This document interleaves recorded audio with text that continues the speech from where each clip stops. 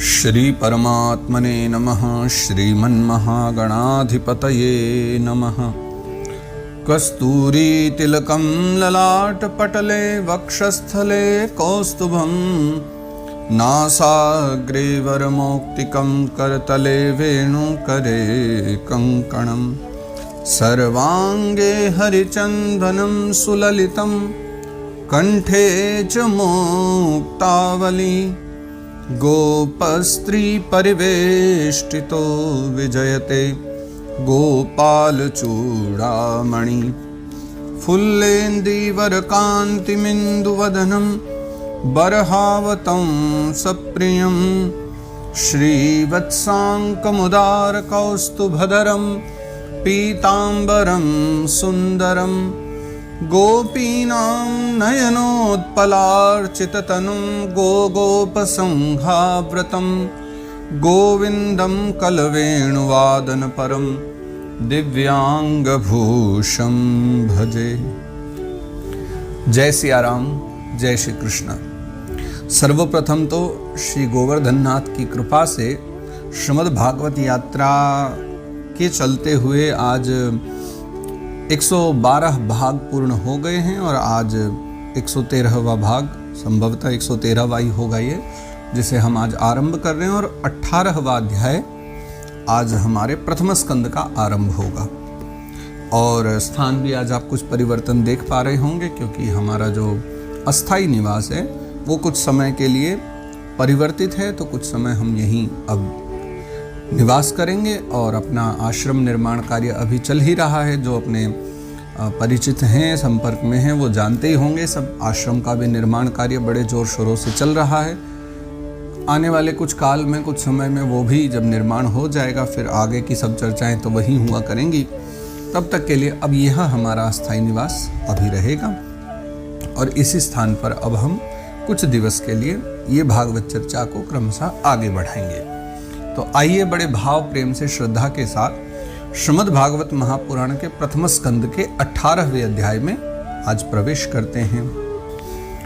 श्री परमात्मने नमः। श्रीमन्महागणाधिपतये नमः। श्रीमद् भागवत महापुराणम् अथाष्टादशोऽध्यायः। सूत उवाच। यो वै द्रोण्यस्त्र विप्लुष्टो न मातुरुदरेऽमृतः अनुग्रहात् भगवतः कृष्णस्याद्भुत कर्मणः। भगवान श्री कृष्ण के जो अद्भुत कर्म है वो वस्तुतः अद्भुत ही हैं। और पहले ही श्लोक में उनके अद्भुत कर्म की एक चर्चा कर दी। सूत भगवान कह रहे हैं कि यो वै द्रोण्यस्त्र विप्लुष्टो न मातुरुदरेऽमृतः। माता के गर्भ में रहते हुए भी वो महाराज परीक्षित नहीं मारे गए।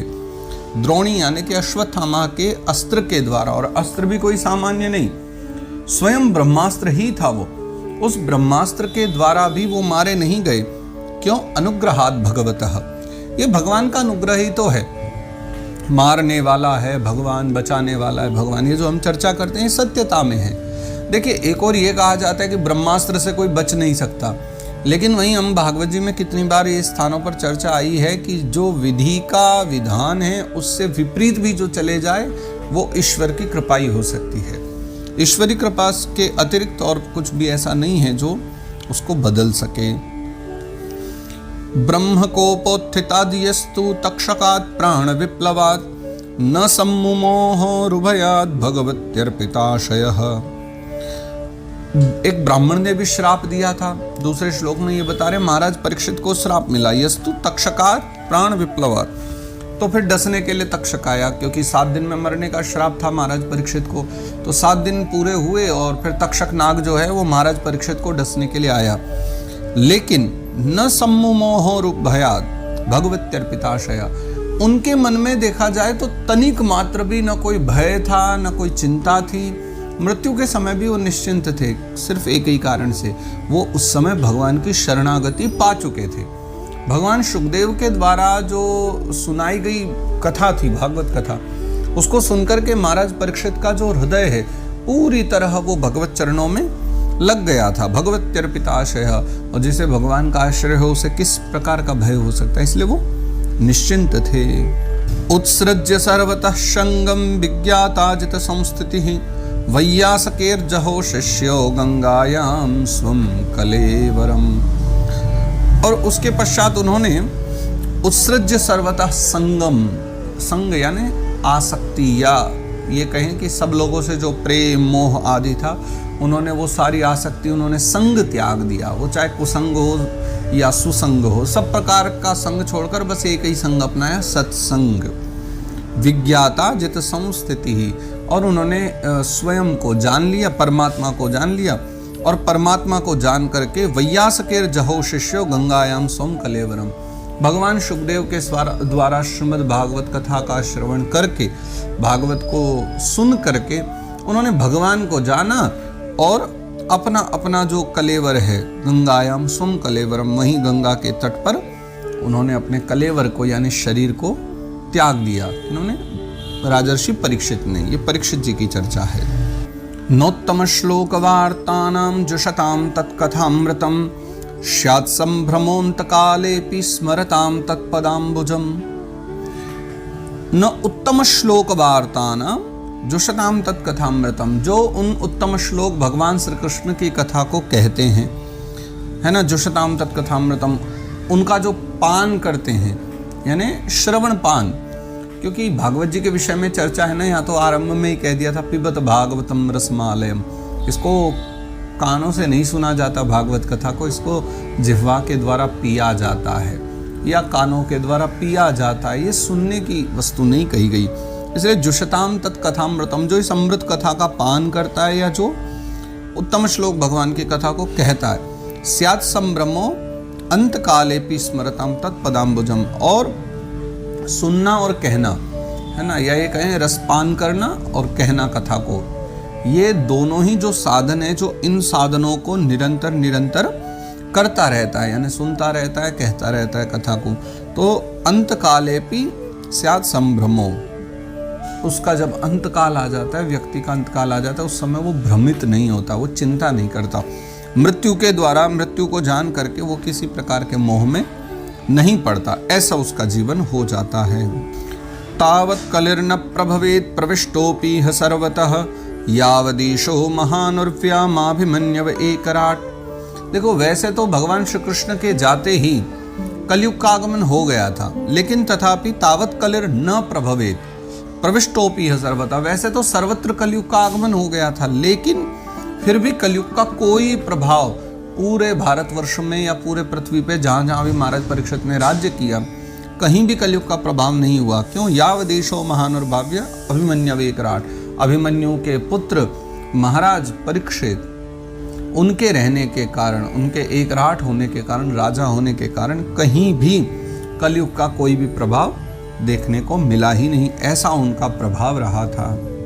यस्मिन् हनिर्ह्येव भगवान उत्ससर्जगाम तदैवेहानुवृत्तो सावधर्म प्रभवः कलिः।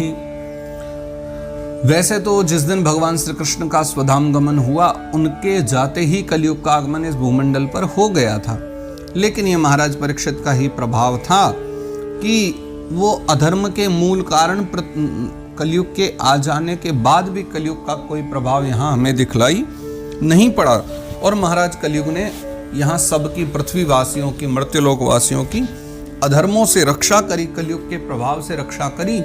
ये महाराज परीक्षित का एक विशेष प्रभाव रहा है। नानुद्वेष्टि कलिम सम्राट सारंग इव सारभुक् कुशलान्या सुसिद्ध्यन्ति नेतराणि कृतानि यत्। महाराज परीक्षित भ्रमर के समान सारग्राही थे। भ्रमर यानी जिसको कुछ लोग भौरा भी कहते हैं, भौरा, उसको संस्कृत में कहते हैं सारंग। तो सारंग इव सारभुक्, जैसे भौरा भ्रमर सारभुक होता है, यानी सार भाग को ग्रहण करने वाला। सार भाग का मतलब वो कमलादि पुष्पों पर बैठता है, गुलाब पर बैठता है, तो जिन पुष्पों में बैठ जाता है उसके वो पराग को खींच लेता है, यानी उसका जो रस है ना, वो जिस रस के कारण वो पराग प्रकट होता है, उस रस मात्र को वो ग्रहण कर लेता है भौरा, ये उसकी विशेषता है। तो नानुद्वेष्टि कलिम सम्राट, इसी कारण से महाराज परीक्षित भी भंवरे के समान है। उन्होंने कलयुग का दमन क्यों नहीं किया? क्या सिर्फ इसीलिए कि वो शरण में आ गया था? तो भी उसको भगा तो सकते थे ना सदा सदा के लिए, रहने क्यों दिया? क्योंकि महाराज परीक्षित ने उसके भीतर एक बहुत अच्छा सद्गुण देखा। कुशलान्यासु सिद्ध्यन्ति नेतराणि कृतानि यत्। देखो भैया, उसके अंदर ये बहुत अच्छी एक बात, जो एक सद्गुण देखा था महाराज परीक्षित ने कि कुशलान्यासु सिद्ध्यन्ति। अगर आप मन में मात्र संकल्प भी कर लो कि मुझे आज गिरिराज जी की परिक्रमा करनी है। अब गिरिराज, आज तो बड़े सौभाग्य की बात है, हम ऐसे स्थान पर बैठे हैं कि श्री गिरिराज बाबा हमारे बिल्कुल सम्मुख ही है, सामने। तो अब मान लीजिए आप घर बैठे बैठे विचार करो कि श्री गिरिराज बाबा की परिक्रमा करनी है, तो देखो मन में ऐसा संकल्प आते ही, विचार आते ही ना, आपको उसका पुण्य मिलना आरंभ हो जाता है। मन के संकल्प भी व्यक्ति को पुण्य दे देते हैं। इसलिए तो नाम जप का फल क्या है? नाम जप में व्यक्ति करता क्या है? कुछ भी नहीं, स्मरण ही तो करता है। स्मरण का भी फल मिलता है। लेकिन अगर बात करें पाप की, तो पाप के विषय में कलयुग का एक प्रावधान है कि अगर आप किसी को मन से थप्पड़ मार दे रहे हो वो पाप नहीं है, मन से किसी की हत्या कर दे रहे हो वो पाप नहीं है, लेकिन जब जा करके थप्पड़ मारोगे तभी पाप का दंड मिलेगा, पाप का फल मिलेगा।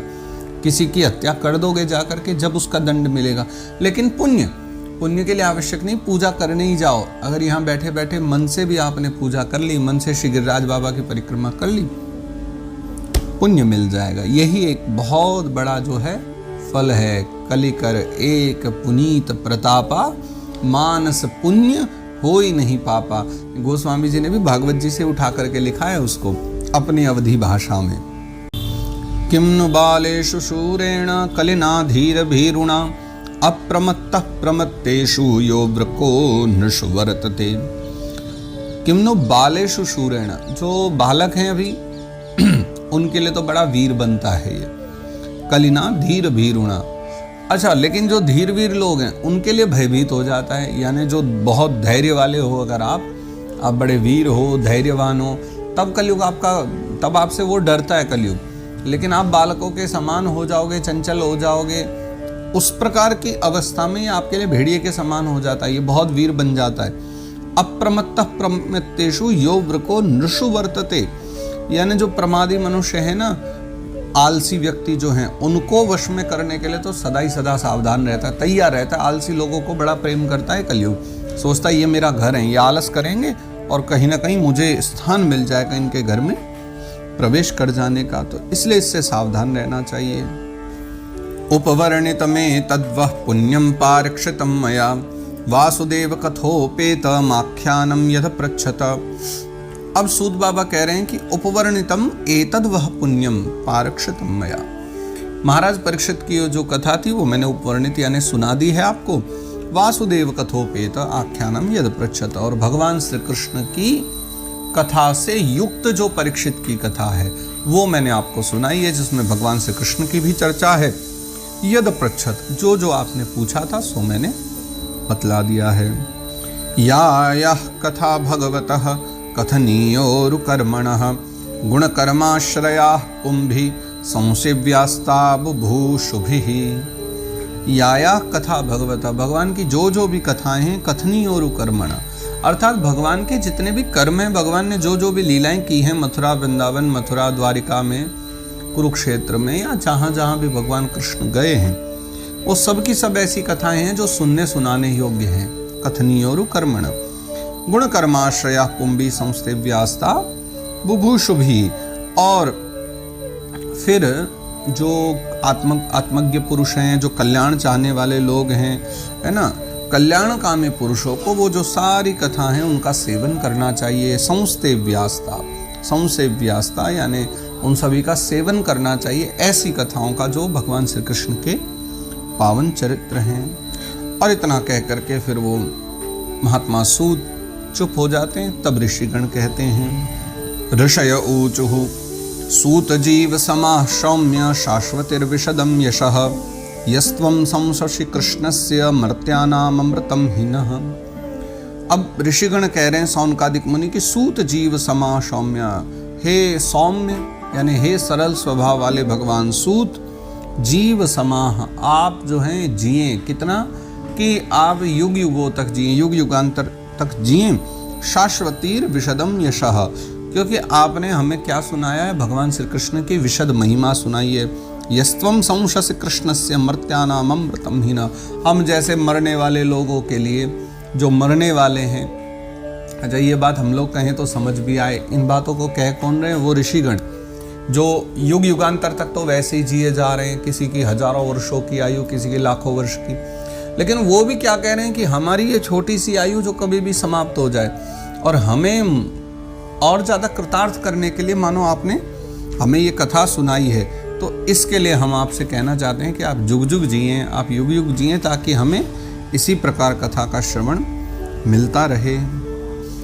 कर्मण्यस्मिन्ननाश्वासे धूम धूम्रात्मनां भवान अपाययति गोविंद पादम पद्मासवम मधु।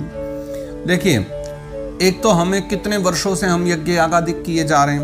धूम धूम्रात्मनां भवान, धूम धूम्रात्मनाम यानी कि उस यज्ञ के धुएं से हमारा जो शरीर है ना पूरा काला पड़ गया है। इतना यज्ञ हम कर चुके हैं कि उससे इतना धुआं हमारे शरीर पर चढ़ चुका है कि शरीर तक काला पड़ने लग गया, धूमिल हो गया हमारा शरीर। और कर्मण्यस्मिन् नाश्वासे, इतना सब करने के बाद भी इस कर्म का कोई भरोसा नहीं है कि कल को क्या होगा, कैसे मिलेगा, क्या लीला बनेगी जीवन के अंत काल में। अंत का किसी को कुछ पता नहीं है। लेकिन अपायेति गोविंद पाद पद्मासवम मधु, लेकिन आप तो यही वर्तमान में अभी के समय में हमको श्री गोविंद कथा के रूप में मानो भगवान के चरणामृत का वो जो रस है उसको कथा के रूप का एक आसव बना करके कृष्ण कथा के रूप में आप हमको एक अमृत पिला रहे हैं, एक मधु पिला रहे हैं। इसलिए हम सबसे ज़्यादा सौभाग्यशाली हैं, इसलिए भी आपकी कृपा हम पर बहुत है। तुलयाम लवे नापि न स्वर्गम न पुनर्भवम भगवत संगी संगस्य मर्त्यानाम किमुताशिषः। तो भगवत संगी संगस्य, जो भगवान के संग करने वाले या भगवत प्रेमी जन हैं, जो भगवत चरणों में सदा रहते हैं, भगवत ध्यान में लगे रहते हैं, अगर उनसे बराबरी करी जाए तो तुलयाम लवे नापी, अगर तोला भी जाए तो उनका जो लव मात्र का समय, लव हमारे यहाँ जो पुरानी प्राचीन पद्धति थी ना मापने की, उसमें लव काष्ठा ये सब चलते थे। तो उसमें कहा गया लव मात्र यानी बहुत छोटा सा समय, जैसे निमिष समय होता था, एक लव होता था, काष्ठा होती थी, है ना, दंड होता था। ये सब समय के एक परिमाण होते थे तोलने के समय के। तो लव मात्र यानी थोड़ा सा समय, सेकंड भर से भी कुछ आगे पीछे का ही समय लगभग। उतनी देर का भी जो सत्संग है उसकी बराबरी न तो स्वर्ग कर सकता है और न अपुनर्भव। अपुनर्भव कहते हैं मोक्ष, जहाँ दोबारा प्रकट ना होना पड़े, उसी स्थान का नाम अपुनर्भव है। तो स्वर्ग और मोक्ष दोनों भी ये बराबरी सत्संग की नहीं कर सकते। तो मर्त्या नाम की मुताशिशः, तो फिर इस संसार की मर्त्यलोक की तो बात ही क्या करी जाए। हाँ, सांसारिक जो वस्तुएं हैं, उपभोग हैं या कर्म हैं, उनकी तो किसी प्रकार की भी बात ही क्या करें। मनुष्य जो यहाँ तुच्छ भोगों को भोग रहा है, उन सब इच्छाओं को, उन भोगों की बराबरी क्या करें उस सत्संग से, जिस सत्संग के सामने स्वर्ग और अपवर्ग ये दोनों भी उसके सामने टिकते नहीं हैं, बराबरी नहीं कर पा रहे हैं। को नाम तृप्येद् रसवित् कथायां महत्तमैकान्त परायणस्य नान्तं गुणानाम् अगुणस्य जग्मुर योगेश्वराये भव पद्म मुख्याः। को नाम तृप्येद् रसवित् कथायां। देखिए, पहले तो ये बतलाइए कि संसार में ऐसा भला कौन सा रसमर्मज्ञ है जो रस को जानने वाला है, जो समस्त महापुरुषों के जो जीवन सर्वस्व हैं, समस्त महापुरुष जन जिनको अपने हृदय में बिठाए रहते हैं, ऐसे भगवान श्री कृष्ण के लीला कथा सुन करके जो तृप्त हो जाए, जो ये कह दे कि हाँ मैं तृप्त हो गया। को नाम तृप्येद, ऐसा कौन है जो कह दे कि तृप्त हो गया। महत्तम एकांत परायण से, जो महत्त जन हैं, महापुरुष जन हैं और जो एकांत परायण हैं, भगवान का ही ध्यान करने वाले हैं, आखिर उनके प्रिय श्री कृष्ण की जो कथा है, आखिर उससे कौन तृप्त हो सकता है। नान्तम गुणानाम अगुणस्य जगमुर, क्योंकि ये जो सांसारिक अतीत जो गुण हैं, जो गुणातीत ये संसार है, उससे परे जो श्री कृष्ण है ना, समस्त प्राकृत गुणों से जो अतीत हैं, परे हैं, वो भगवान का जो अचिंत्य अनंत कल्याणमय परम परमेश्वर जो स्वरूप है, उनके जो गुण हैं, उनका पार तो कोई भी नहीं पा सकते। कौन?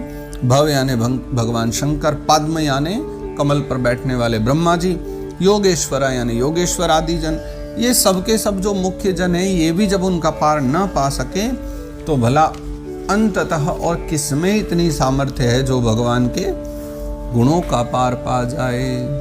तन्नो भवान वै भगवत प्रधानो महत्तमैकांत परायणस्य हरेरुदारम चरितम विशुद्धम शुश्रूषताम नो वितनोत विद्वन। हे विद्वान सूत भगवान, अब ये ऋषिगण ही कह रहे हैं कि तन्नो भवान वही भगवत प्रधानो। देखिए, आपके लिए भी जीवन में भगवान ही प्रधान है। मानो आपने तो भगवान को अपने जीवन का ध्रुव तारा ही मान लिया है, जो आपके जीवन में आपको रोशनी दे रहे। और आप अब एक ही कृपा कीजिए कि महत्तमैकांत परायण से, वही महापुरुषों के जो आश्रय हैं भगवान श्री कृष्ण कन्हैया, हरेर उदारम चरितम विशुद्धम, उनके उदार चरित्र, कौन से उदार चरित्र? जो विशुद्ध उदार चरित्र हैं भगवान श्री कृष्ण के। शुश्रूषताम नो, हमें वही सुनाइए, क्योंकि आप वो सब जानने में कुशल हैं, आपको भगवत कथाओं का ज्ञान है, तो कृपा करके आप हमें वो सारे चरित्र विस्तार से बतलाइए, कृपा करके। अब संक्षिप्त में नहीं, अब विस्तार से हमको जानना है। सवै महाभागवतः परीक्षिद्येनापवर्गाख्यमदब्रबुद्धिः ज्ञानेन वैयासक शब्दितेन भेजे खगेंद्र ध्वज पादमूलम। सवै महाभागवत परीक्षित, महाराज परीक्षित ने येनापवर्गाख्य मदब्र बुद्धि, देखिए जिस मोक्ष को पाया, या ये कहें जिस सदगति को पाया, जिन वचनों को सुन करके, किनके द्वारा? ज्ञानेन वैयासकी शब्दितेन, व्यास भगवान के पुत्र सुखदेव जी के जिन वचनों को सुन करके भगवत प्राप्ति कर ली है ना, मोक्ष पा गए, मुक्ति पा गए, जो भी आप नाम उस स्थिति को दें। भेजे खगेंद्र ध्वज पाद मूलम, हमें भी भगवान के चरण कमलों का आश्रय पाने के लिए वही जो कथा है, वो एक एक शब्द जो महाराज परीक्षित ने सुखदेव बाबा से सुने थे, वही सारे शब्द अब आप हमको बतलाइए, यानी वो सारी जो कथा है उसको विस्तार से हमें बता दीजिए।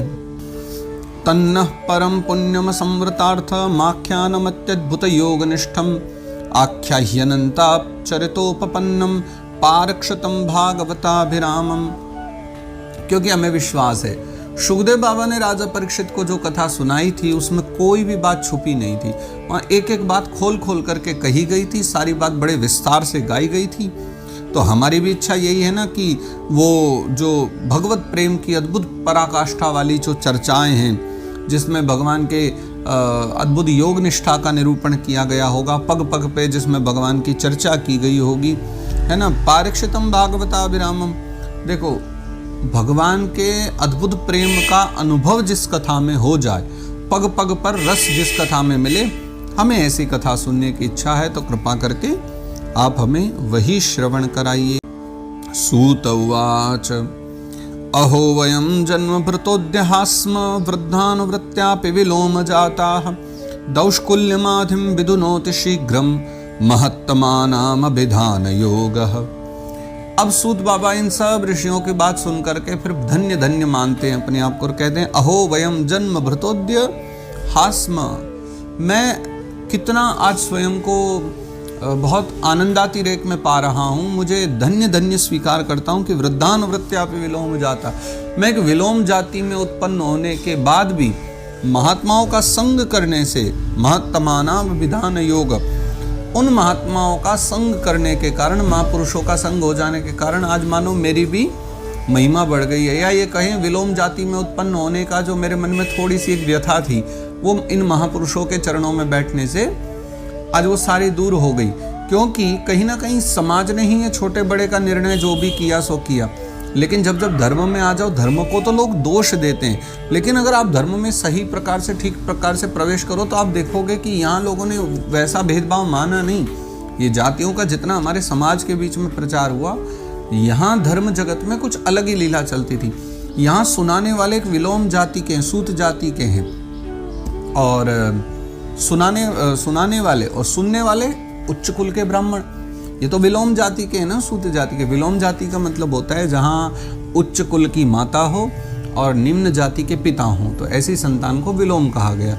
जैसे जो सूत जाति की उत्पत्ति हुई है वो भी ऐसे ही हुई है, जहाँ एक माता ब्राह्मण परिवार से हो और पिता क्षत्रिय परिवार से हो, तो तब दोनों का अगर विवाह हो जाए, ब्राह्मण स्त्री और क्षत्रिय पिता, तो इन दोनों से जो संतान उत्पन्न होती है वो सूत कहलाती है, विलोम जिसे कहते हैं, विलोम जाति। तो सूत बाबा ये वही, तो सूत यहाँ कोई नाम नहीं है जो जगह जगह आता है ना, सूत उवाच अनेक बार सुनेंगे।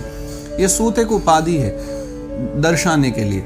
लेकिन ये वस्तुतः इनके नाम क्या हैं, अगर आप जानते हो तो ज़रूर बताइए। मैं पहले भी चर्चा कर चुका हूँ इनके पिताजी की भी और इनकी भी, जो अभी कथा सुना रहे वो भी, और इनके पिताजी जिन्होंने महाभारत भी सुनाई थी ऋषियों को। तो ये दोनों के नाम क्या, अगर आपको जानकारी हो, अगर आपको स्मरण हो तो ज़रूर बताइएगा। अभी हम नहीं बताएंगे। वस्तुतः सूत उनको एक उपाधि के रूप में माना जाता है। तो विलोम जाति है।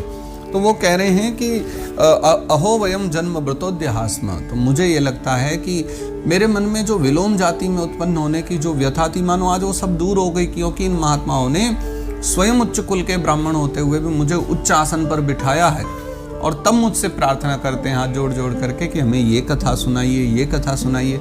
अब ये भागवत कथा सुनने के इच्छुक हैं। तो ये देख करके मेरा जो मन है वो बहुत प्रसन्न हो रहा है कि महात्मा जनों का हृदय कितना अद्भुत है, कितना प्रेम से भरा हुआ है। कुतः पुनर्ग्रणतो नाम तस्य महत्तमैकान्तपरायणस्य योऽनन्त शक्तिर्भगवान् अनन्तो महद्गुणत्वाद्यमनन्तमाहु। देखिए, कुतः पुनर्ग्रणतो नाम तस्य, हम तो कहते हैं कि महापुरुषों की संगति क्षण भर को मिल जाए तो भी लाभकारी है। फिर कुतः पुनर्ग्रणतो नाम तस्य, सोचने की बात है, जो स्वयं ही भगवान नाम का सदा आश्रय लिए बैठे हैं, सदा भगवान नाम जपते हैं, उनके लिए तो कहा ही क्या चाहे, वो तो कितने सौभाग्यशाली है। क्योंकि महत्तमैकांत परायणस्य, ये देखिए तीसरी बार ये विशेषण आया भगवान के लिए। इससे पहले जो हमने अभी और श्लोक पढ़े थे, 15वें श्लोक में भी था ये, 14वें श्लोक में भी ये चर्चा थी।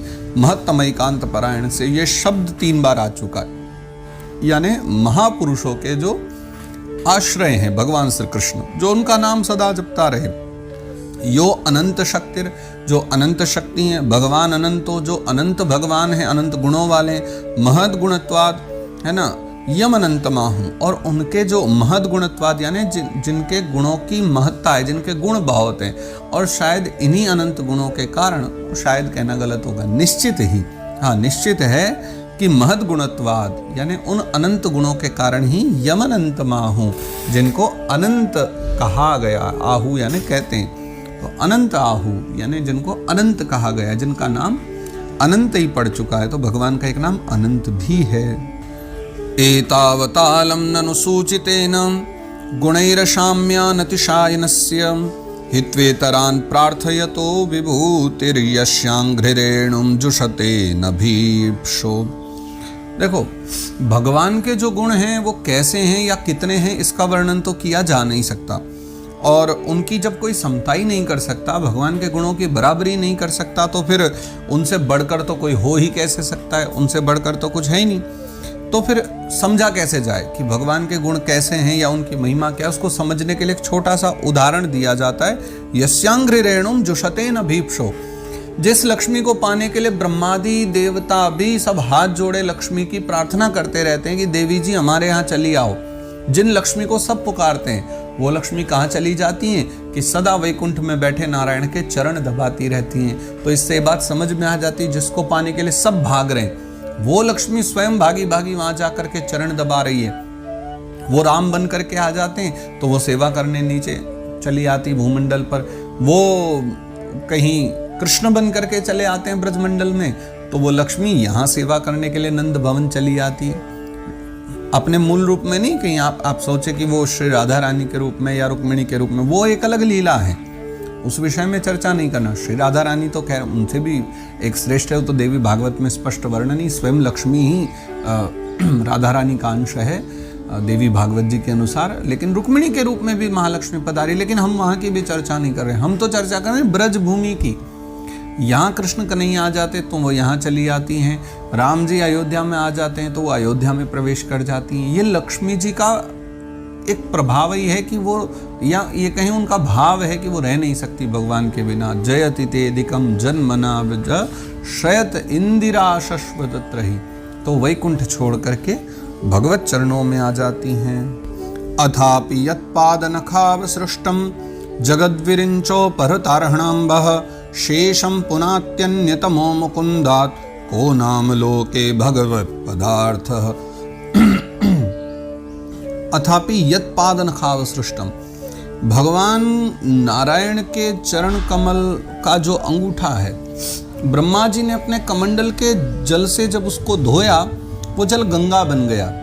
वही गंगा जी जगद विरिंचो परतारणाम्ब, फिर वही जो जल है भगवान के चरण नखों से निकल करके ब्रह्मा जी के पास समाये। भगवान शंकर को प्रेम करने के लिए वो पधारे, उनकी सेवा करने पधारे। तो आप विचार कीजिए कि भगवान नारायण जिनके द्वारा गंगा की उत्पत्ति हुई, वैसा जल जो सारे जगत को पवित्र कर रहा है, जिसने ब्रह्मा जी के मन को प्रसन्न कर दिया और सारे जगत को, त्रिभुवन को प्रसन्न करने के लिए, त्रिभुवन का कल्याण करने के लिए जो गंगा जल आज भी सर्वत्र प्रख्यात है, प्रचलित है। तो आप विचार करो, ऐसे पुरुष के लिए यानी भगवान नारायण के लिए भगवान शब्द से उत्तम और किसको ये स्थान दिया जाए। ये जो भगवान शब्द है ये भगवान मुकुंद को यानी नारायण को न दे करके, भगवान कृष्ण को न दे करके और किसको दिया जाए। तो यहाँ किसी प्रकार का भेदभाव नहीं करना कि महादेव के विषय में क्यों नहीं। महादेव और नारायण एक ही रूप है, ये तो हमारी बुद्धि है जो उसमें भेद करती है। वही मुख्य रूप हैं, चाहे शिव कहो चाहे नारायण कहो, वो अलग अलग रूप से अलग अलग लीलाएं करते रहते हैं। यत्रानुरक्तः स सैव धीरा व्यपोह्य देहादिषु संगमूढ़ं व्रजन्ति तत्पारमहंस्यमन्त्यं यस्मिन्न हिंसोपशमः स्वधर्मः। भगवान के प्रेम को प्राप्त करके, जिनके बारे में हम चर्चा कर रहे हैं, जिनके प्रेम को प्राप्त करके यत्र अनुरक्ता स सैव धीरा, बड़े सहजता से जो धीर वीर पुरुष हैं वो अपने देह गेह का भी आसक्ति का त्याग कर देते हैं, यानी देह में, शरीर में, वस्तु में, सामग्री में जो बड़ी सहजता से जिनमें अनुरक्त होकर, जिनमें आसक्त होकर संसार का जो संग है, संसार की आसक्ति है, उसको बिना किसी हिचकिचाहट के छोड़ देते हैं। और व्रजंति तत्पारमहंसमन्त्यम, और अंतिम जो परमहंस आश्रम है, जो संन्यास आश्रम कहो, परमहंस कहो, परम धर्म कहो, उसको जो ग्रहण कर लेते हैं। कौन सा आश्रम? यस्मिन् हिंसोपशमः स्वधर्मः, जहाँ सब ओर से उपराम हो जाना ही स्वधर्म है, जहाँ उपशांत हो जाना, जहाँ किसी को भी कष्ट न पहुँचाना। यस्मिन् न हिंसो उपशमः, जहाँ न तो हिंसा हो और उपशम हो यानी स्वयं में स्थित हो जाना हो, ऐसा स्वधर्म जहाँ हो। ये इनकी कृपा से ही तो है, वो इनकी कथा सुन करके इनमें चित्त लग जाए तभी तो होता है। अहम ही पृष्ठोर्यमणो भवद्भिः राचक्ष आत्मा वगमोत्रयावान् नभः पतन्त्यात्म समं पततृणस्तथा समं विष्णुगतिं विपश्चितः। हे सूर्य के समान प्रभावशाली प्रकाशमान महात्माओं, अब आप लोगों ने जो पूछा है ना, अहम ही पृष्ठोर्यमणो भवद्भिः, अब आप लोगों ने जो कुछ पूछा है मैं उसका उत्तर देता हूँ, यानी अब मैं कथा सुनाता हूँ। लेकिन कैसे कि नभः पतन्त्यात्म समम पततृण। देखो, आकाश में विचरण करने वाले जो पक्षी हैं वो ऐसे ही नहीं उड़ जाते, जिसकी जितनी सामर्थ्य है वो उतना ही उड़ पाते हैं। जिस पक्षी की जितनी सामर्थ्य होगी वो उतना ही उड़ पाएंगे। ठीक वैसे विद्वज्जन भी सब अपनी अपनी बुद्धि के अनुसार ही भगवान के चरित्रों का गायन करते हैं। मैं भी वैसे ही गायन करूंगा, तो आप लोग जो बड़े प्रेम से श्रवण करो। एकदा धनुरुद्यम्य विचरन् मृगयां वने मृगाननुगतः श्रान्तः क्षुदितस्त्रिषितो भृशम्। अब यहाँ से फिर महाराज परीक्षित का जो जीवन काल है, फिर आगे उनके जीवन में क्या हुआ, क्यों उन्होंने कथा सुनी, सूत बाबा यहाँ पर श्रवण कराना आरंभ करते हैं। अच्छा, मुझे क्या लगता है कि ये सुनाने वाले बड़े चतुर थे। ये बार बार कहीं ना कहीं किसी बहाने से कोई सामने वाले प्रश्न पूछ रहे हैं ऋषिगण, और ये घुमा फिरा करके थोड़ी बहुत कथा सुना के उसको विश्राम सी कर देते थे। फिर उनको पूछना ही पड़ता था कि महाराज ये वाली कथा विस्तार से ही सुनाइए, क्योंकि भैया ये जान लेना चाहिए कि श्रोताओं का मन कहाँ है, श्रोताओं की इच्छा कहाँ है, और श्रोताओं के हृदय की जान करके उसके बाद ही कथा को सुनाना और भी उत्तम होता है। तो ये जान करके उन्होंने जाना और तब कथा को शुरू करते हैं। तो देखो, यहाँ तक 23वें श्लोक तक ये अलग छंद में था, और 24वें श्लोक से फिर अब सूत भगवान जब सुनाना शुरू करते हैं कथा, तो फिर अनुष्टुप छंद में आ जाते हैं और अनुष्टुप छंद से फिर शुभारंभ करते हैं कि एकदा धनुरुद्यम्य। तो एक दिन जो है धनुरुद्यम्य यानी कि वो आखेट करने के लिए, विचरण मृगयाम बने, मृगया करने के लिए, आखेट करने के लिए वन में चले गए, हाथ में धनुष बाण आदि लेकर। और मृगान अनुगतः श्रांत, फिर आखेट करते करते, शिकार करते करते वो हरिणों के पीछे दौड़ते भागते थक गए। और क्षुदितस्त्रिषितो भृशम्, क्षुदित यानी भूख भी लग रही है, भूखे हो गए, तृषितो यानी प्यासे भी हो गए, और ये भी हल्की फुल्की बहुत तेज भारी प्यास और भूख उनको लगी हुई थी, लेकिन कुछ उनको उस समय मिला नहीं। आगे चर्चा करते हैं। जलाशयम चक्षाणः प्रविवेशतमाश्रमं ददर्श मुनिमाशीनम शांतम मीलितलोचनम। और जब उनको कोई जलाशय नहीं दिखा, जलाशयम अचक्षाणः, कहीं कोई उनको जब कोई जलाशय नहीं दिखा तो प्रविवेशतम आश्रम, एक आश्रम दिख पड़ा, आश्रम दिखा, उसी आश्रम में प्रवेश कर गए। ददर्श मुनिमासीनम, वहाँ बैठे हुए एक महात्मा जी मिले, लेकिन कैसे? शांतम मीलित लोचनम, वो महात्मा एकदम शांत थे और आंखें उनकी बंद थी, मीलित लोचन थे, वो बंद किए बैठे हुए थे। प्रतिरुद्धेन्द्रिय प्राण मनोबुद्धिमुपारतम स्थानत्रयात् परम प्राप्तम ब्रह्मभूतम विक्रियम। फिर उनको देखा कि इंद्रिय, प्राण, मन, बुद्धि, इन सब को निरुद्ध करके वो संसार से बिल्कुल ऊपर उठ गए थे। उपारतम, इन सब से ऊपर उठ चुके थे, उपारमत हो चुके थे।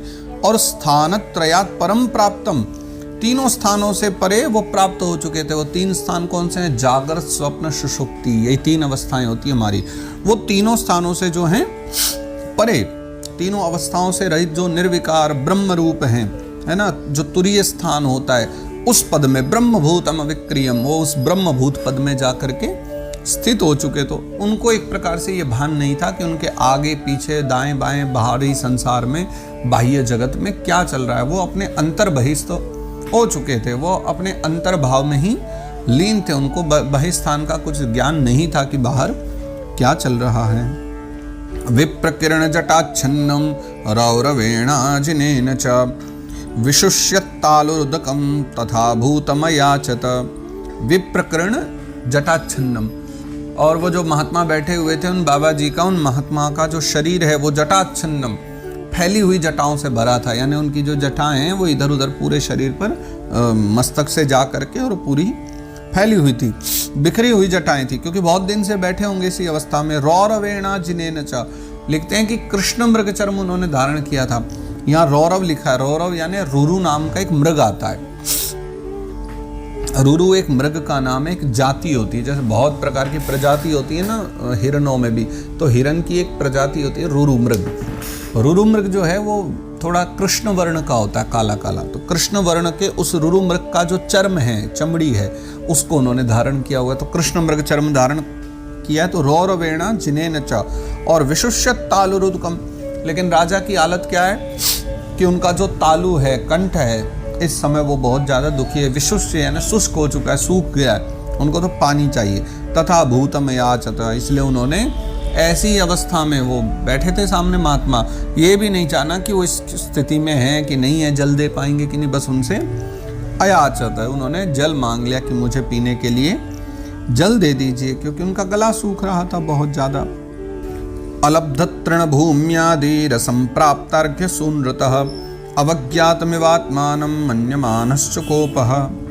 अलब्ध तृण भूमि आदि, अब वहाँ ना तो महात्मा ही अकेले उस समय तो आश्रम में बैठे, जो राजा ने उनको देखा, तो अलब्ध तृण भूमि, अब यानी उनको बैठने के लिए ना तो ही तिनका मिला, तृण यानी तिनका। अब तिनका का मतलब है कि जैसे आसन मिलता है ना कुशा का, तो बोले आसन तो छोड़ो, तिनका भी नहीं मिला, ना किसी ने भूमि पर बैठने के लिए कहा। असम प्राप्तार्घ्य सूनय, अब जब तिनका भूमि नहीं मिला तो अर्घ्य आदि की तो बात ही क्या करें कि भैया अर्घ्य मिला हो, जल आचमन के लिए मिला हो, कुछ भी नहीं मिला। और अवज्ञातमिवात्मानं, तब उनको कैसा प्रतीत हुआ राजा को, मानो मेरी अवज्ञा हो गई है, मेरा अपमान हुआ है। और ये सोच करके मन्यमानश्च कोपः, क्रोध में भर गए महाराज परीक्षित, भयंकर क्रोध आ गया उनके मन में। और तब वो क्या करते हैं, आगे चर्चा है। अभूतपूर्व सहसा क्षत्रिभ्यामर्दितात्मनः ब्राह्मणं प्रत्यभूत ब्रह्मन् मत्सरो मन्युरेव च।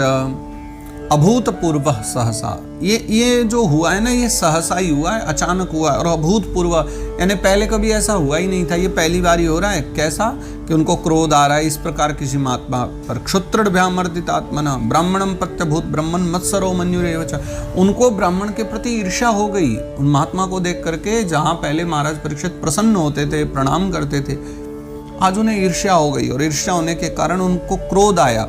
लेकिन ये सब पहली बार हुआ, अभूतपूर्व, इससे पहले ऐसा कभी हुआ ही नहीं था, तो आज ये पहली बार ही हो रहा है। सतु ब्रह्मर्षेरंशे गता सुमुरगम रुषा विनिर्गच्छन् धनुष्कोट्या निधाय पुरमागमत्। और फिर उनको इतना क्रोध आया कि उन्होंने ज़्यादा तो कुछ नहीं किया, बस वहाँ से चलना ही स्वीकार किया और वापस चलने लगे। तो विनिर्गच्छन् धनुष्कोट्या, तो उन्होंने जाते जाते क्या किया कि एक मरा हुआ सांप पड़ा था और अपने धनुष को लेकर के हाथ में उसकी नोक से मरे हुए सर्प को उठाया और ब्रह्म ऋषि वो जो बैठे हुए थे ना, उनके गले में सर्प को डाल दिया और निधाय पुरमागमत्। उस समय फिर वहां से वो अपने घर को, अपनी राजधानी को वापस चले आए। एष किं निभृता शेष कर्णो मीलिते क्षणः मृषा समाधिराहोश्वित किं नुक्ष्यात् क्षत्र बंधुभिः। दो बातें आई हैं महाराज परीक्षित के मन में। वो सोचते हैं कि इन्होंने आंख बंद करके क्या सोचा होगा महात्मा ने, क्या सच में इन्होंने अपनी इंद्रियों पर विजय पा ली है, इन्होंने चित्त वृत्तियों का निरोध कर लिया इसलिए इन्होंने आंखें बंद कर ली, या फिर ये यूं सोच रहे हैं कि इन भला राजाओं से, इन विविध प्रकार के भोग आदि में लगे हुए राजाओं से हमारा क्या प्रयोजन है, या फिर इन्होंने ये सोच करके इस प्रकार आंखें बंद कर ली और हमसे हमारा सम्मान नहीं किया, हमें जल आदि के विषय में भी नहीं पूछा। क्या इन्होंने ढोंग तो नहीं रचा है समाधि का? यही बात मन में आई, तभी तो उन्होंने सर्प डाल दिया उन महात्मा के गले में। तस्य पुत्रोति तेजस्वी विहरन् बालकोर्भकैः राज्ञाघं प्रापितं तातं श्रुत्वा तत्रेदम् अब्रवीत्। तस्य पुत्रोति तेजस्वी, और महाराज शमीक ऋषि का जो पुत्र है वो बड़ा तेजस्वी था। विहरन् बालकोर्भकैः, अपने मित्रों के साथ, बच्चों के साथ कहीं दूरी पर ही वो खेल भी रहा था वहीं। और जैसे ही उसने राज्ञाघम प्रापितम तातम, राजा के पाप को सुना कि राजा ने क्या किया है, दुर्व्यवहार को सुना, तो श्रुत्वा तत्रेदम अब्रवीत्, तो वो सुन करके वो कहने लगा। क्या कहते हैं अगले श्लोक में चर्चा है। अहो अधर्म पालानां पीन्नां बलिभुजामिव स्वामिन्यघम यद्दासानां द्वारपानां शुनामिव। क्रोध में भरे हुए उन ब्राह्मण ने बहुत अपशब्द कहे, बहुत बुरी बुरी बातें कही हैं। क्या कहते हैं कि अहो अधर्म पालानाम, अरे पिन्नाम बलिभुजामिव, ये जो राजा हैं, ये जो स्वयं को नरपति कहलाते हैं, स्वयं को राजा कहलाते हैं, ये तो उच्छिष्ट भोजी जो कोय हैं, झूठा खाने वाले कोय हैं, उनके समान यत्र तत्र, जैसे कोई नहीं झूठा खाते रहते, खाएंगे इतना सा और जगह जगह उसको फैलाते हुए उच्छिष्टता फैलाएंगे। ये राजा भी आजकल उन कोयों के समान अन्याय करने लगे। देखो, स्वामिन्यघम यद दासानाम द्वारपानाम शुनाम्यव, देखो जैसे ये तो जो क्षत्रिय राजा हैं सदा ब्राह्मणों की आज्ञा मानते हैं, ब्राह्मणों के दास के रूप में रहते हैं, उसके बाद भी अपने स्वामी का ही तिरस्कार कर रहे हैं द्वारपाल के समान। भाई अगर द्वार पर मान लीजिए किसी को रखा हो, सेवक को, तो उस सेवक का धर्म है कि सदा स्वामी की रक्षा करे, उनकी आज्ञा का पालन करे। लेकिन द्वार पर कोई कुत्ता बैठा दिया जाए, अब वो कुत्ते का काम क्या कि स्वामी की रक्षा करे, लेकिन वो स्वामी को ही काट ले, तो कहते हैं ऐसे ही हो गए द्वारपानम शुनामिव, यानी कुत्ते के समान अपने ही मालिक को काटने वाले ये राजा जन आजकल हो गए हैं। ऐसे क्रोध में भर गए हैं वो ब्राह्मण बालक। ब्राह्मणे क्षत्र बंधुर्हि द्वारपालो निरूपितः सकथम तद्गृहे द्वास्थः शभांडम भोक्तुमर्हति। देखो भैया, इस श्लोक में जो भी बात है ना लिखी भागवत जी में, पर आप इसको ऐसे एज इट इज मत लीजिएगा, क्योंकि ये बात वो ब्राह्मण कह रहे हैं। ये बात, ये कई बार क्या होता है, लोगों को ये धोखा हो जाता है कि ये तो भागवत जी में लिखा हुआ था।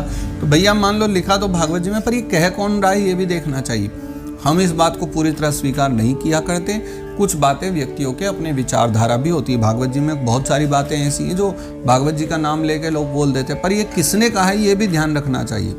अब यहाँ ये ब्राह्मण बालक क्या कह रहा है, ये क्रोध में भरी हुई बात कह रहा है। वो कह रहा है ब्राह्मणे क्षत्र बंधुरी द्वारपालो निरूपिता, ब्राह्मणों ने क्षत्रियों को अपना द्वारपाल निरूपित किया है। कथम तद्गृहे द्वास्त सबांडम भोक्तुमर्हति, तो उनको जो है घर में घुस करके ब्राह्मणों के बर्तन झूठे नहीं करने चाहिए। जो जैसे कुत्ता होता है उसको भीतर प्रवेश करके बर्तन झूठे नहीं करना चाहिए, द्वार पर रह करके सेवा करनी चाहिए। ऐसे ही जो एक क्षत्रिय, इनको अपना कार्य करना चाहिए।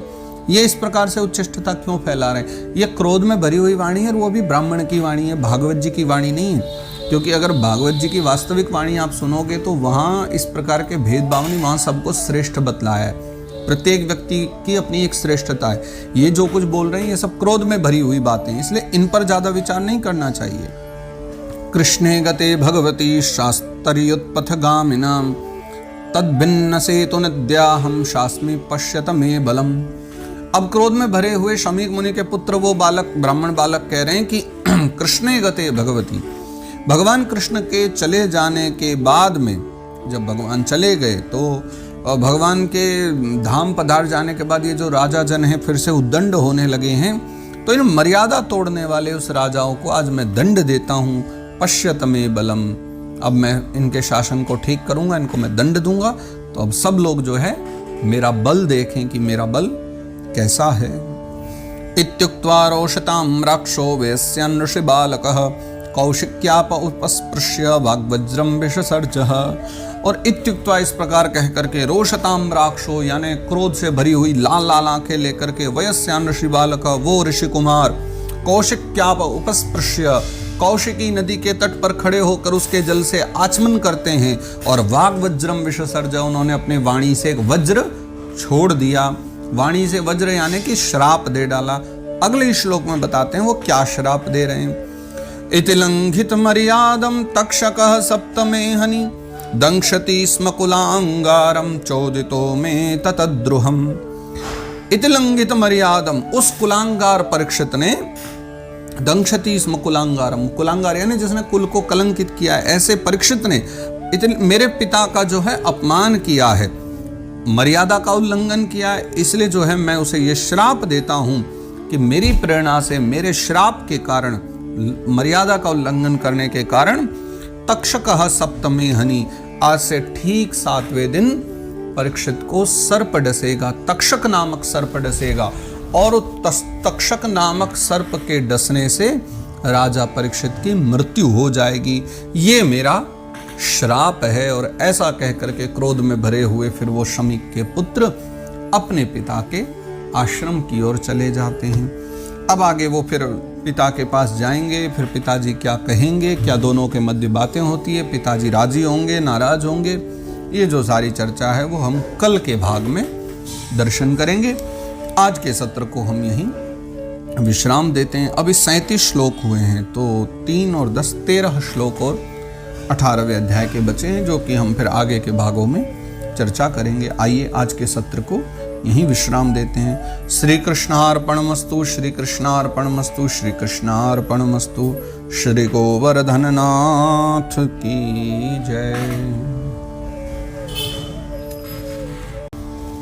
श्री परमात्मने नमः। श्रीमन्महागणाधिपतये नमः।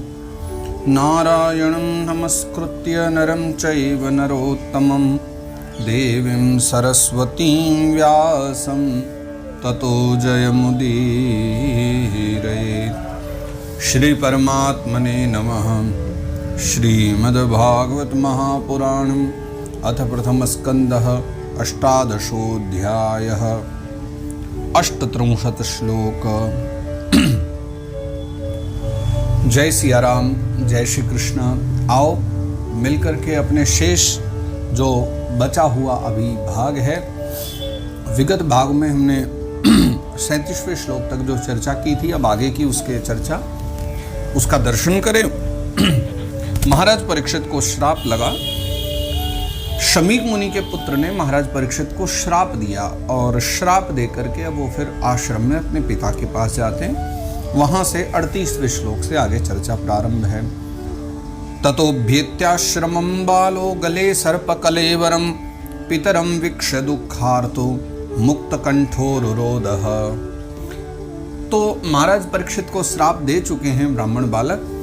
श्राप देने के बाद में फिर वो आश्रम आते हैं और आश्रम पहुंच करके उन्होंने देखा कि पिता के गले में मरा हुआ सर्प है। गले सर्प कलेवरम, एक सर्प का शरीर मरा हुआ है जो वो है। तो पितरम वीक्ष्य, पिता को उन्होंने देखा और क्या करने लगे कि दुःखार्तो मुक्त कंठोरुरोध, वो दुख से पीड़ित हो गए और मुक्त कंठ होकर के रोने लगे। मुक्त कंठ का मतलब होता है खुले गले से, यानी जैसे हम लोग आजकल कहते हैं दहाड़ मार करके रोना। बहुत जोरों से वो जो बालक हैं शमीक मुनि के पुत्र अपने पिता को देख करके कि मेरे पिता इतने तेजस्वी तपस्वी और उनका इस प्रकार का किसी ने अपमान किया, ये चीज़ उनको बिल्कुल भी स्वीकार्य नहीं थी। उन्हें इस बात पर बिल्कुल भी विश्वास नहीं हुआ कि कोई मेरे पिता का भी इस प्रकार से अपमान कर सकता है। इस कारण से वो इतने दुखी हुए सवा अंगिरसो ब्रह्मन् श्रुत्वा सुतविलापनम् उन्मील्य शनकैर्नेत्रे दृष्ट्वा स्वांसे मृतोरगम।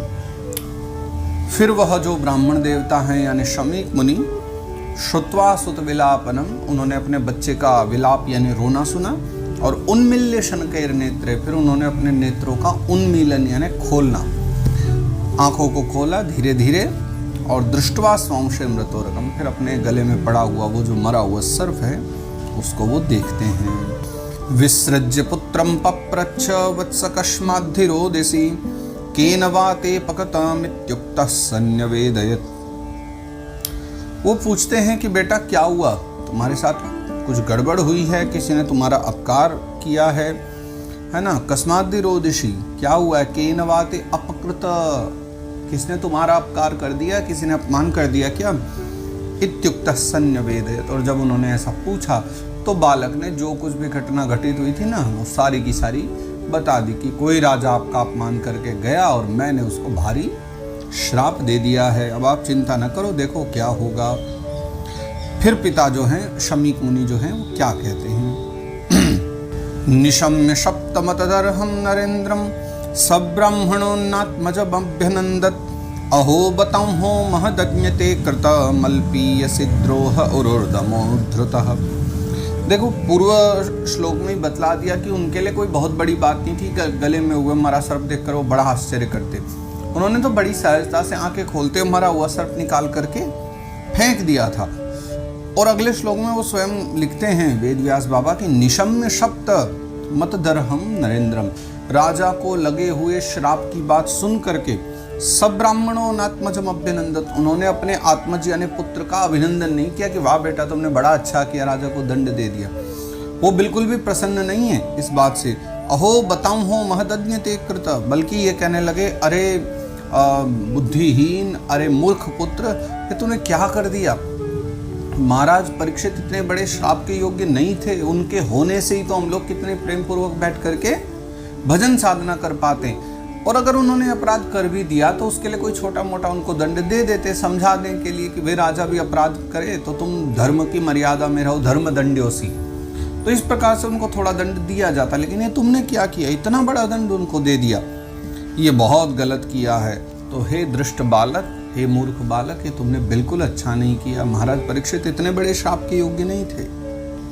न वै नृभिर्नरदेवं पराख्यं सम्मातुमर्हस्य विपक्व बुद्धे यत्तेजसा दुर्विषहेण गुप्ता विन्दन्ति भद्राण्य कुतो भया प्रजाः।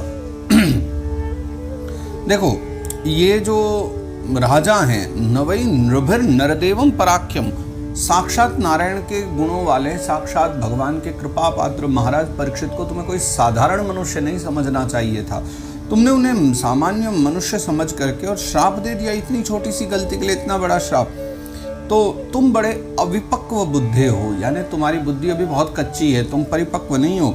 यत्तेजसा दुर्विषहेण गुप्ता, देखो भैया जिन महाराज परीक्षित के राज्य में उनके द्वारा रक्षित हो करके हम सब ऋषिगण जो बड़े से बड़े यज्ञ याग आदि या बड़े से बड़े कोई भी कल्याणकारी कर्म हैं उनका जो संपादन होता है वो सब उन राजा के कारण ही हम कर पा रहे हैं। और तुमने उन राजा को मृत्यु का श्राप दे दिया, तो तुम बड़े कच्चे बुद्धि वाले हो, तुमने बहुत बड़ा अपराध किया है। ऐसा पिताजी शमीक मुनि समझा रहे हैं अपने पुत्र को, अथवा डांट रहे हैं, ये समझ लीजिए। अलक्ष्यमाणे नरदेव नाम्नी रथांगपाणा वयमंगलोकः तदा हि चौर प्रचुरो विनक्ष्यत्यरक्षमाणो विवरूथवत् क्षणात्। अलक्ष्यमाणे नरदेव नामी, देखो राजा के रूप में मानो साक्षात भगवान नारायण ही रहते हैं समाज में। राजा का होना यानी भगवान का होना, राजा के होने से चौरी आदि नहीं बढ़ती, अपराध नहीं बढ़ते। लेकिन अलक्ष्यमाणे नरदेव नामनी, जैसे ही राजा मर जाएंगे अलक्ष्य हो जाएंगे। रथांग पाणी यानी भगवान का ही नाम है। जब भगवान के रूप में राजा ही नहीं रहेंगे यहाँ, तो फिर इस हमारे लोक में तो क्या होगा। तदा ही चौर प्रचुरो विनंक्ष, उस समय चोरी डकैती आदि सब बहुत बढ़ जाएंगे। कैसे, अरक्षमाणो विवरूथवत् क्षणात्, जैसे भेड़ों का कोई झुंड है, बकरियों का, भेड़ों का एक बड़ा सा झुंड है, अगर उसका कोई रक्षा करने वाला ही ना हो तो फिर क्या होगा। सिंह आदि, व्याघ्र आदि है ना, भेड़ी आदि जो बड़े बड़े अन्य जो हिंसक जीव हैं वो आकर के इनको मार डालेंगे, उनको नष्ट कर देंगे। लेकिन एक रक्षा करने वाला सिर्फ लाठी भी लेकर के चले ना तो अपनी सारी भेड़ों की रक्षा कर लेता है ना। एक आध दो भले कभी कोई व्याघ्र आदि मार जाए, लेकिन तथापि वो अपने की सदा उनकी रक्षा करके पालन करते हैं। ऐसे ही राजा का प्रजा की रक्षा के लिए होना बहुत आवश्यकता है, क्योंकि राजा के न होने से अराजकता फैल जाती है। तदद्य नः पापमुपैत्यनन्वयम् यन्नष्टनाथस्य वशोर्विलुम्पकात् परस्परं घ्नन्ति शपन्ति वृञ्जते पशून् स्त्रियोर्थान् पुरुदस्य वो जनाः। अब यहाँ एक बड़ी गूढ़ बात और शमीक मुनि बतला रहे हैं कि देखो, जब ऐसा होगा कि राजा के न रह जाने पर पापमुपैत्यनन्वयम्, जब पाप बढ़ेंगे, है ना, कौन से पाप, जैसे चोरी होगी, डकैती होगी, लोग लूटेंगे, मारेंगे, विविध प्रकार के अपराध करेंगे, तो उन चोर आदि के द्वारा जो पाप किया जाएगा उसकी जो पाप राशि है उसमें हमारा भी हिस्सा होगा। इसलिए होगा कि अगर यहाँ से अब राजा की मृत्यु हो रही है, राजा के न रहने से पाप बढ़ रहे हैं, तो उसमें कारण हम लोग हैं। तुमने श्राप दिया है राजा को, तो कहीं ना कहीं अगर राजा के न होने से जब चोर जुआरी आदि बढ़ेंगे, उनसे जो अपराध बढ़ेंगे समाज में, उसमें कहीं ना कहीं हिस्सेदार हम लोग भी होंगे, क्योंकि हमने राजा को श्राप दिया है। इसलिए तुमने बिना विचारे ही बहुत बड़ा अपराध कर दिया है, क्योंकि राजा के न रहने पर लुटेरे बढ़ जाएंगे और फिर वो गाली गलौज करेंगे, मारपीट आपस में करेंगे और पशुओं को, स्त्रियों को और धन आदि को लूट लिया करेंगे। पशून स्त्रियोर्थान पुरुदस्य वो जनाः, है ना, पशुओं को, स्त्रियों को, धन आदि को लूट लिया करेंगे। और क्या क्या करेंगे, परस्परम घ्नन्ति शपन्ति वृञ्जते, आपस में जो है घ्नन्ति यानी मारपीट करेंगे, शपन्ति गाली गलौज करेंगे, यही सब काम उनके रह जाएंगे। तो तुमने बहुत बड़ा अपराध कर दिया है। तदार्य धर्मश्च विलीयते नृणां वर्णाश्रमाचारयुतस्त्रयीमयः ततोर्थ कामाभिनिवेशितात्मनां शुनां कपीनामिव वर्णशंकरः। तदार्य धर्मश्च विलीयते, कब, जब राजा मर जाएंगे, जब राजा नहीं रहेंगे तो फिर क्या होगा, जो हमारा आर्य धर्म है, सनातन धर्म, जो प्राचीन आर्य धर्म हमारा चले आ रहा है, उसका लोप होने लग जाएगा।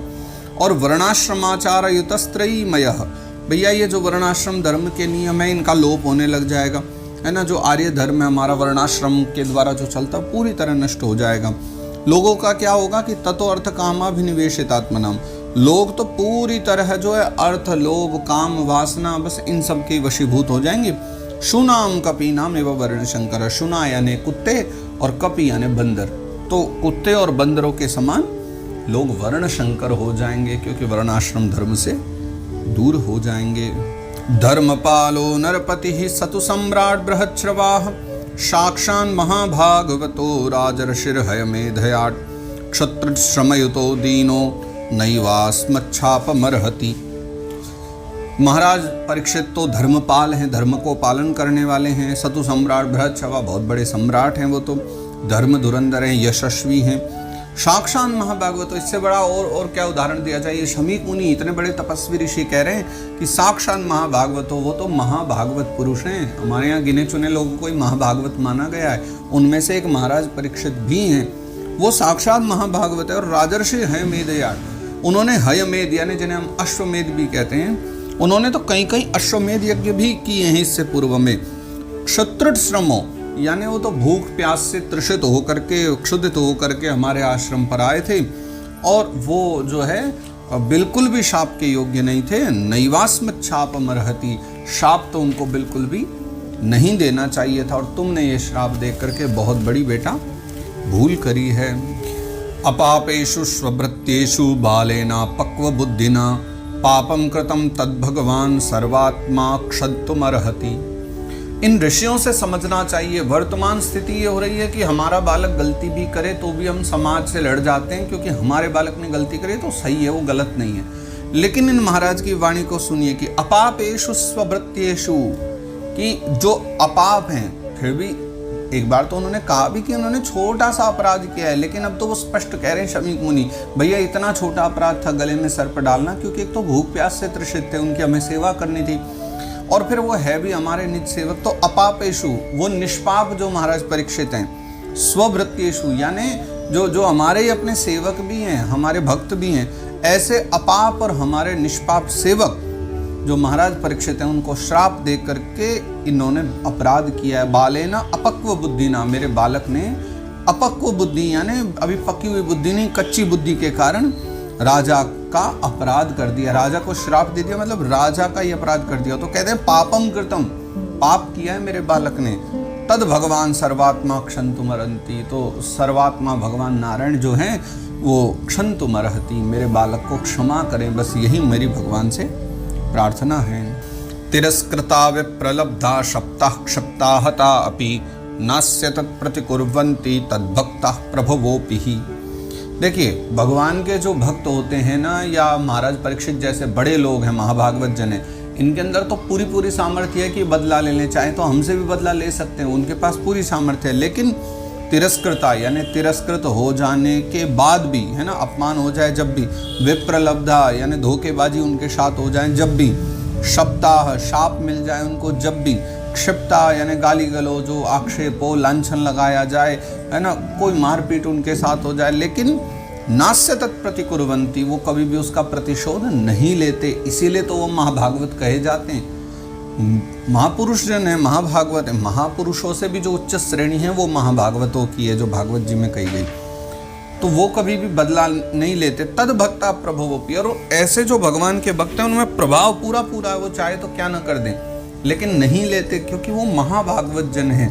तो भगवान ने इतनी बड़ी कृपा उनके ऊपर की हुई है, लेकिन वो इतने सरल हैं कि फिर भी उन्होंने हमारे के साथ कोई प्रतिकार नहीं किया। तो सर्वात्मा भगवान मेरे बालक को क्षमा करें, इसी का अपराध है। इति पुत्र कृताघेन सोनुतप्तो महामुनि स्वयं विप्रकृतो राज्ञा नैवाघम तद चिंतयत। तो पुत्र के द्वारा किया हुआ जो पाप है, बस उसी के अनुताप से महामुनि दुखी हैं। बार बार अपने बालक को ही कह रहे हैं कि देखो क्या इसने अपराध कर दिया, उनको बार बार पश्चाताप हो रहा है अपने बालक के किए हुए पाप पर। लेकिन स्वयं विप्रकृतो राज्ञा नैवाघम तद चिंतयत, राजा के द्वारा किए हुए पाप को तो वो सोच ही नहीं रहे। राजा ने जो पाप किया है, इसीलिए ये भी एक ब्रह्म ऋषि मानो इनको भी, ऐसा व्यक्तित्व जिनका है कि अपने पुत्र की गलती दिख रही लेकिन राजा की गलती नहीं देख रहे। स्वयं विप्रकृतो राज्ञा नैवाघम तद चिंतयन, राजा के द्वारा किए हुए पाप का तो सोच भी नहीं रहे, बस बेटे ने जो गलती करी है उसी के बारे में विचार कर रहे हैं। प्रायसः साधवो लोकैर्परैर्द्वन्द्वेषु योजिताः न व्यथन्ति न रुष्यन्ति यत आत्मा गुणाश्रयः। देखो प्रायसः जो साधु जन है ना यहाँ संसार में, जिन्हें वास्तविक साधु माना गया, वो ऐसे ही होते हैं। आजकल के जो साधु के रूप में व्यक्तित्व दिखाई पड़ रहा है, ये वो नहीं है कि छोटी छोटी सी बातों में नाराज होकर के प्रतिशोध लेने का विचार करें या मन में किसी प्रकार की बातों को रख ले।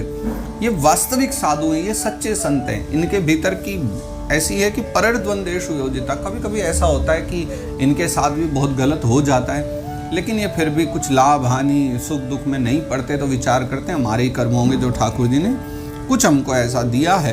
तो न व्यथंती न ऋष्यंती, इनके साथ सुख दुख अच्छा बुरा कुछ भी हो जाए ना तो ये व्यथित होते और न ही ज़्यादा खुश होते, क्योंकि यत आत्मा गुणाश्रय, क्योंकि उनकी जो आत्मा का स्वरूप है वो गुणों से तो सर्वथा परे हो जाता है। ये जितने भी सुख दुख आदि हैं सबसे उनको परे रह करके जीवन यापन किया करते हैं। इसलिए हाँ, अपने अपराधों का तो जरूर वो चर्चा करते हैं, लेकिन दूसरे के अपराधों का दर्शन ही नहीं करते। और इसके साथ यहाँ पर 18वां अध्याय जो है प्रथम स्कंद का विश्राम होता है।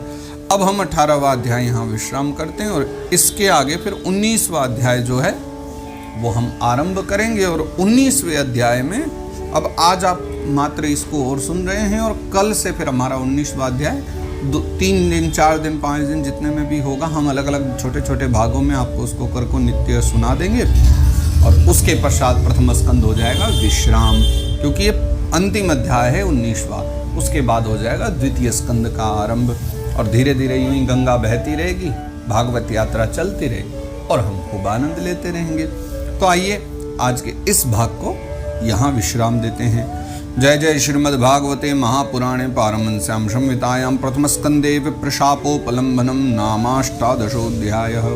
तो इस प्रकार श्रीमद् भागवत महापुराण में इस परमहंस संहिता के प्रथम स्कंद में विप्रशाप उपलंबन नामक यह 18वां अध्याय गाया गया है। श्री कृष्णार्पणमस्तु, श्री कृष्णार्पणमस्तु। श्री कृष्णार्पणमस्तु। श्री गोवर्धन नाथ की जय।